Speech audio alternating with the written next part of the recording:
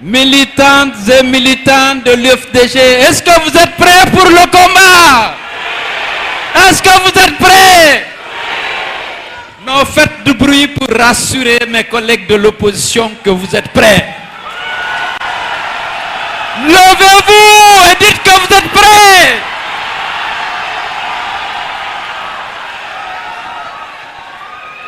Je veux, en votre nom, militantes et militants de l'UFDG, remercier mes collègues de l'opposition républicaine qui nous ont fait l'honneur d'être aujourd'hui à cette tribune. Nous sommes honorés et nous leur disons merci. Merci d'être là pour montrer à l'opinion nationale et internationale que l'opposition est unie, mais surtout déterminée pour mener le combat pour une installation conforme à la loi et à l'accord du 8 août des exécutifs des conseils communaux. Mais nous sommes également prêts à montrer à cette opinion que nous n'accepterons plus de nous soumettre aux caprices d'un pouvoir aux abois et que nous sommes déterminés à combattre toutes les dérives pour que nos droits soient respectés, pour que nos lois soient respectées, pour que notre constitution, la loi fondamentale, soit respectée. Nous venons de terminer une réunion extraordinaire de l'opposition républicaine,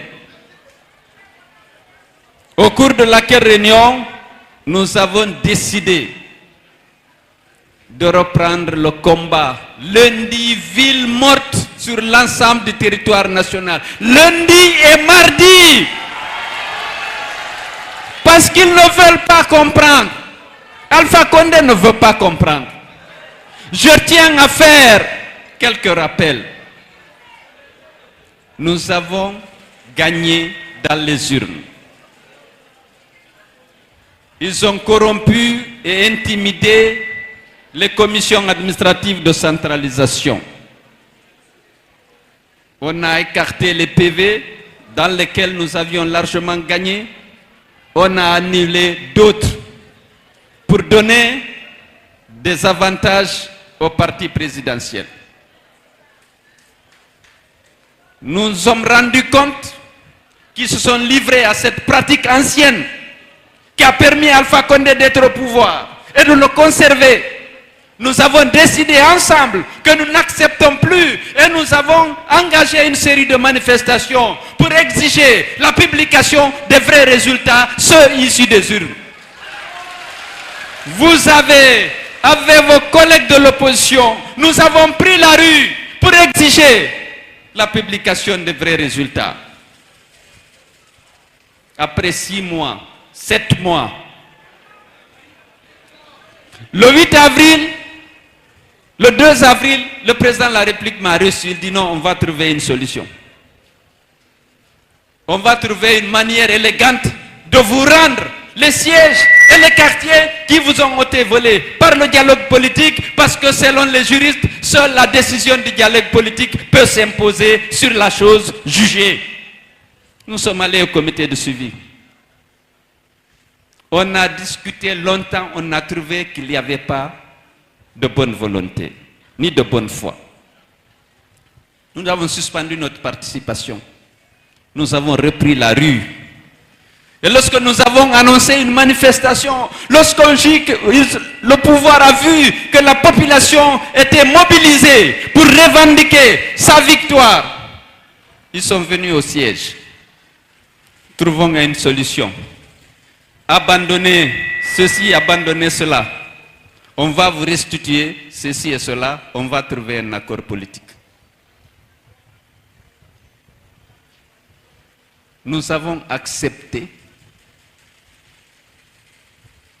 qu'on nous restitue une toute petite partie du butin.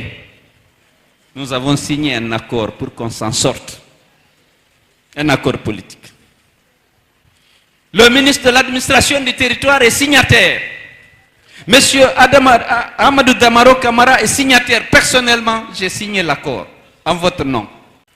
Et c'est cet accord qu'ils sont en train de saboter. Si l'accord n'est pas valable, nous sortons pour revendiquer la publication des vrais résultats.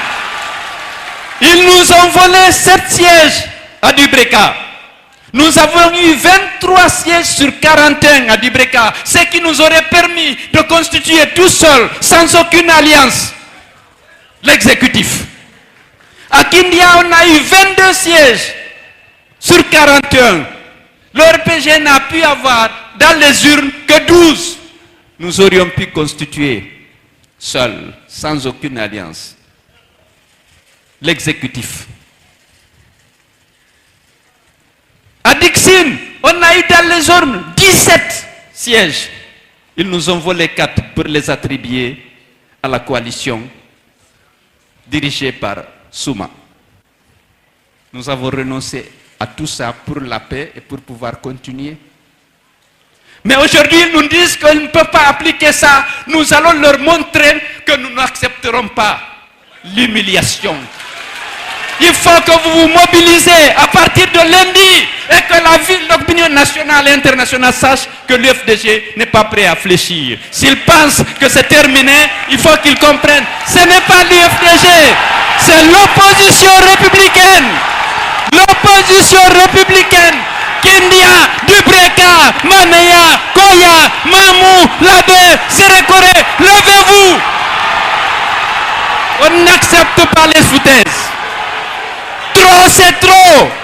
Trop, c'est trop. On ne peut plus accepter. Bokeh, mobilisez-vous. Fria, mobilisez-vous. Même si on vous a installé. Trop, c'est trop. On n'accepte plus. Mais pour qui ils nous prennent? Ils volent. On établit l'évidence du vol. On dit abandonner. On va trouver un compromis pour la paix, pour la cohésion sociale. Et dès après, ils veulent fouler aux pieds l'accord et la dignité de l'opposition. On n'acceptera pas. Ils vont à Guéassou, ils frappent les responsables du BL. On sectionne l'oreille des responsables du BL. On cancelle sa maison. Alors que l'accord donnait au BL la possibilité de choisir le président, le maire de la commune. À partir de lundi, et j'ai dit c'est une marche